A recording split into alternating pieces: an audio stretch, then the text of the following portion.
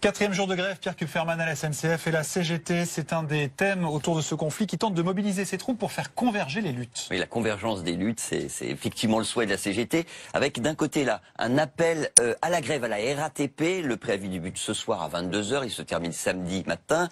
Rassemblement également prévu devant le siège de la RATP jeudi. Les agents sont invités à arrêter le travail pour protester notamment contre le gel des salaires, la dégradation des conditions de travail et aussi pour la défense du service public, remis en cause par la réforme ferroviaire, sachant quand même que la RATP n'est pas vraiment concernée par cette réforme. Dans la loi qui a été votée hier à l'Assemblée, la mise en concurrence des lignes de RER, ça débute en 2033 et même en 2039 pour la ligne A et la ligne B.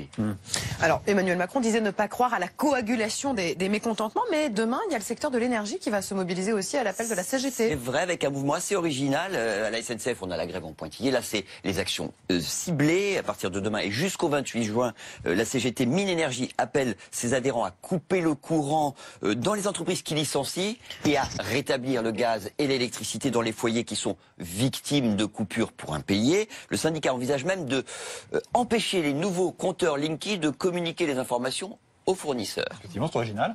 Oui, l'objectif en fait c'est de se rendre sympathique aux yeux de l'opinion publique. C'est d'ailleurs ce qu'essaient de faire certains cheminots en grève. Il y a 10 jours, sur une station de Pamiers, station d'autoroute sur la 66, ils ont distribué des tracts et fait passer gratuitement les automobilistes. Bon, c'est un peu le genre d'action que préconise Marine Le Pen, qui préférait que les cheminots permettent aux passagers de voyager gratuitement plutôt que de faire grève.